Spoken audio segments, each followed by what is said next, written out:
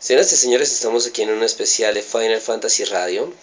Vamos a hacer un tema muy importante. No es, digamos, el ámbito nuestro, pero es algo que realmente importa y es a nivel mundial. Estamos en este momento con el profesor Jorge Mario Caram, de la Fundación Universitaria de los Libertadores. Profesor, muy buenas noches, bienvenido a Final Fantasy Radio. Muy buenas noches a toda la comunidad de Final Fantasy. Un gusto poder compartir estos temas que son de gran interés y que muchas veces pensamos que le pasan es a los demás. Yo en esto hablo mucho como la otredad, ¿no? Son los otros los que se embarazan, son los otros los que tienen sexo, son los otros los que les da infecciones de transmisión sexual. No, nada de eso. Todos podemos ser sensibles a todo este tipo de situaciones. Bueno, profesor, antes de ahondar en el tema, cuéntenos por qué hacer este tipo de actividades, qué grupo está haciéndolo y por qué. Muy bien, el 1 de diciembre es un día mundialmente reconocido como el Día Mundial de Lucha frente al VIH-Sida. Esta epidemia que ha cobrado tantas vidas muy queridas desde 1979. Incluso hay algunas estadísticas que hablan desde antes.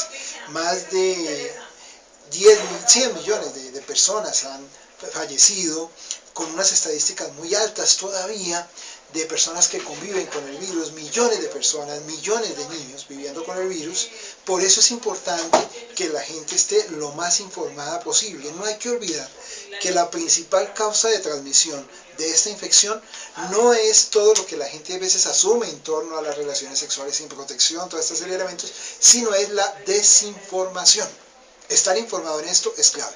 Bueno, pues precisamente vamos a tocar ese tipo de temas el día de hoy porque sí, hay mucha gente que dice que de pronto el contacto, el que no sé qué y demás. Vamos a tratar de eliminar ese tipo de tabús, empezando por ahí. Bueno, empezando, ¿qué es el VIH y cómo se produjo? ¿Cuál fue su origen? Para los que les gusta mucho el tema de videojuegos, vale la pena comentar una pequeña anécdota. El primer juego educativo que se hizo en el mundo, bueno, pueden haber algunas reseñas con otros juegos que se interpreten como videojuegos educativos, pero el primero educativo en salud fue sobre VIH-Sida. Se hizo en París, se llamaba SIDA y New, el SIDA y nosotros.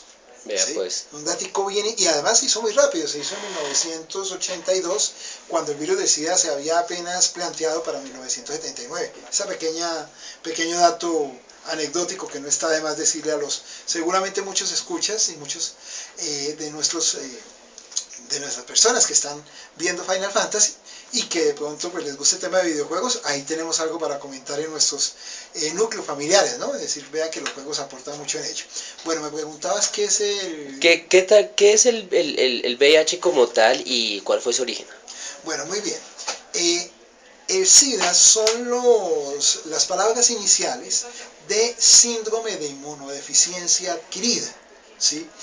De hecho, muchas personas le dicen SIDA y lo primero que dicen es síndrome de inmunodeficiencia adquirida, pero empiezan a preguntar qué es eso y ahí ya se corchan, ¿sí? Entonces a mí me gusta mucho desglosar cada una de las palabras. Síndrome, ¿qué es un síndrome? Es un conjunto de signos y síntomas, ¿sí? ¿Qué es un signo? Un signo es lo que se puede ver sin necesidad de que la persona lo diga. Por ejemplo, si yo te pongo un termómetro y sale 40 grados, ¿eso es signo de qué? De fiebre, ¿no? De fiebre. O sea, un bebé le podemos tomar un termómetro sin necesidad que el niño llore, patale. Si el termómetro nos dice 40 grados, este niño está que muere.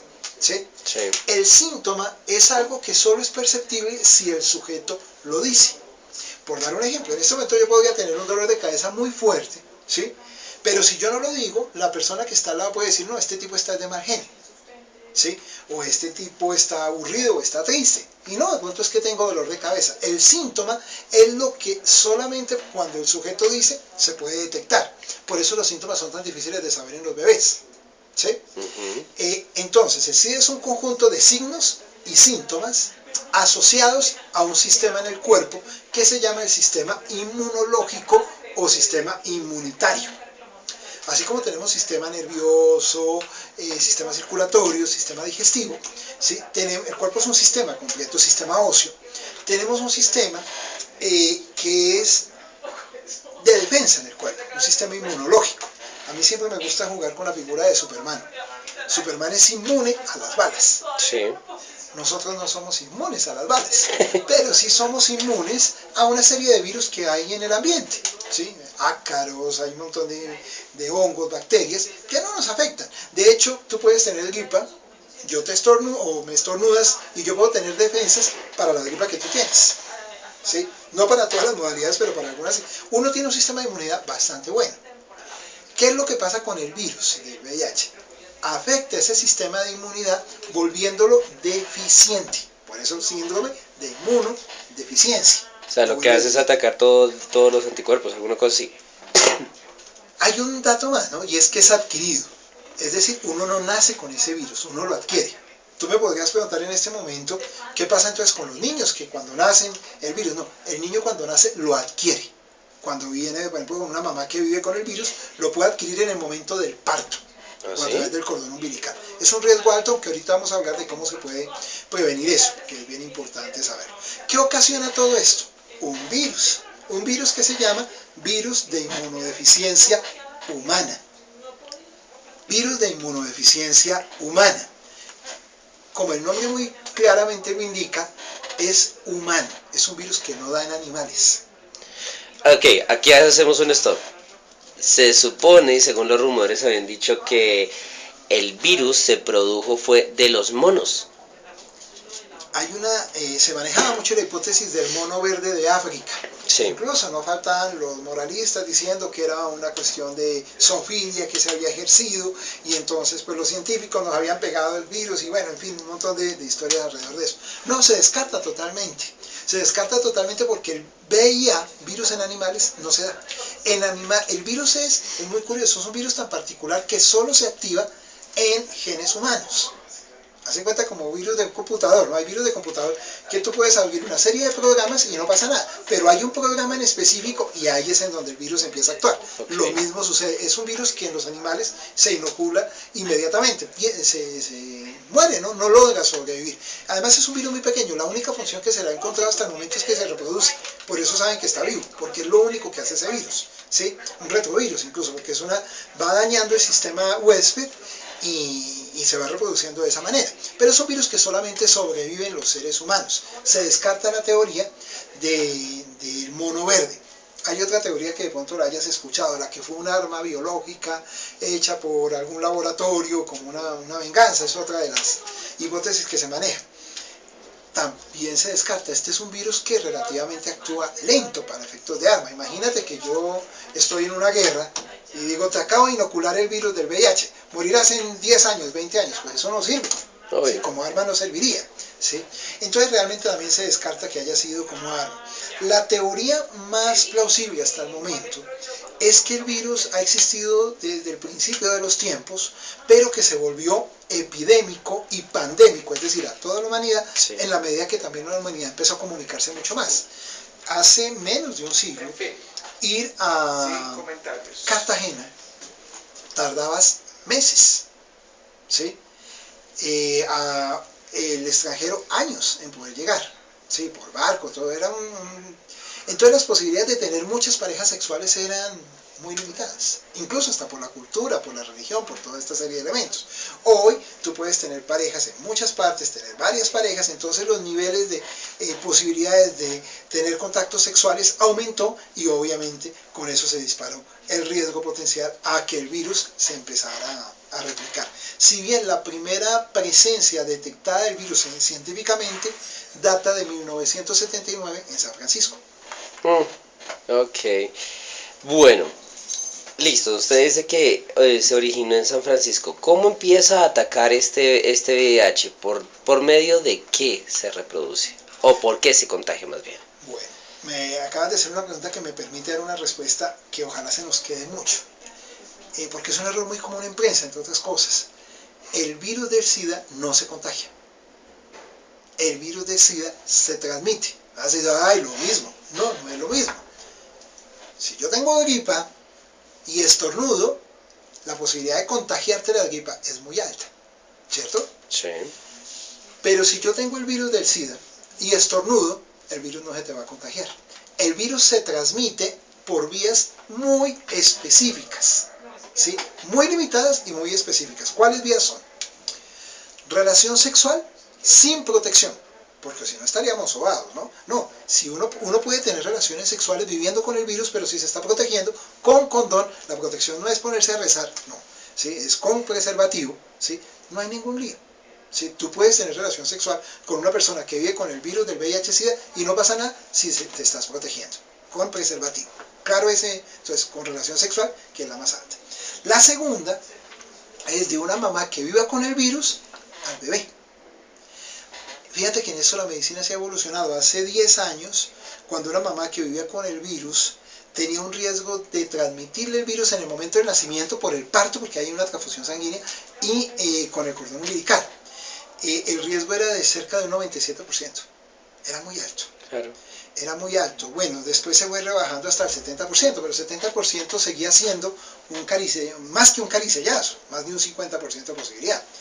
Hoy la medicina ha logrado evolucionar a tal punto que si a la mamá se le detecta la presencia del virus y comienza el tratamiento antirretroviral, la posibilidad de que el hijo al nacer adquiera el virus es de menos del 1%. Wow. Es decir, que ya por fortuna se ha logrado realmente controlar eso muy bien. La medicina ha logrado que, si bien todavía no se ha conseguido la cura definitiva, se sigue buscando, ya se ha conseguido que el virus no sea una enfermedad terminal, sino sea una enfermedad crónica. Es decir, que tú puedas vivir con esa enfermedad. Te pongo un paralelo, la diabetes. La diabetes es algo que no se logra curar, pero una persona puede vivir con diabetes muy bien muchos años en su vida. Ok, o sea, estamos hablando de que ya por lo menos gracias a los avances de la ciencia, ya por lo menos una persona con SIDA no moriría, digamos, tan rápido como últimamente se ha hecho. Me faltaba la tercera, entre otras cosas, discúlpame. La tercera es a través de transmisión con sangre infectada. ¿Sí? No, que transfusión sanguínea. Una transfusión sanguínea con sangre infectada. Que el riesgo en ese cada vez es más bajo, porque por fortuna la sangre es testeada y se evita ese riesgo de transmisión. Nunca sobra decirle a la gente que no se hagan la prueba para mirar, o sea, que no se pongan a donar sangre para mirar si viven con el VIH. ¿Sí? Si uno quiere saber si vive con el VIH, debe hacerse la prueba. ¿Por qué? Porque el test detecta la presencia viral siempre y cuando ya haya pasado un cierto tiempo. Si no, no lo alcanza a detectar y para eso tocaría hacer un retest, una nueva prueba. Y no siempre a la sangre que se dona se le alcanza a hacer el tiempo de retest, porque a un paciente, si está en una situación urgente, hay que darle la sangre inmediatamente. ¿Sí? Claro, tú me puedes decir, uy, pero después le mando al médico porque me salvó la vida, pero pues esa sangre no se le hizo el retest y estaba infectada, yo te la puedo devolver. Le salvó la vida. Si no le hubiera dado la sangre, hubiera sido acusado por negligencia. Incluso, así la sangre no haya podido ser testeada para saber si viene con el VIH, si el médico tiene a disposición la sangre, es su obligación moral y por juramento hipocrático, darle la sangre. No sé si es claro lo que, fíjate que en ese sentido, aunque el riesgo realmente por transmisión sanguínea a ese nivel cada vez es más bajito. Me recuerda la pregunta que me había formulado de, que una persona que si puede vivir... O sea, ya ahorita en ese momento una persona, digamos, puede estar controlada por el SIDA como tal. Claro, mira, en este momento hay personas que ya llevan 25 años viviendo con el virus, 19 años, 15 años, o sea, fíjate que yo no hablo de morir de VIH, sino vivir con el virus, convivir con el virus, ¿sí? Ese es el esquema que se plantea. De hecho, algunas ONGs tienen un planteamiento que es muy bonito y es decirle a la persona, usted debería o deberíamos vivir como si tuviéramos el virus. Entonces, pero ¿qué tal? La persona sí que vive como si tuviera el virus, ¿qué le toca hacer? Primero, estar más relajada con la vida. ¿Cuántas veces le ponemos mucho problema a bobadas? Y decimos, no, esto es el fin. No, uno se muere, ese es el fin, el único fin es la muerte. Sí, ya saben, muchachos, el 21 de diciembre no es el fin, por si acaso. Exactamente, pero uno le pone un misterio a las cosas, un susto a todo, una tensión y prima lo urgente sobre lo importante. Entonces, no, el trabajo es urgente, importante, amar. Entonces, una persona que vive con el virus debe saber vivir para lo importante más que para lo urgente, primero. Segundo, debe comer bien. Planteo pregunta para todos los que están al otro lado de la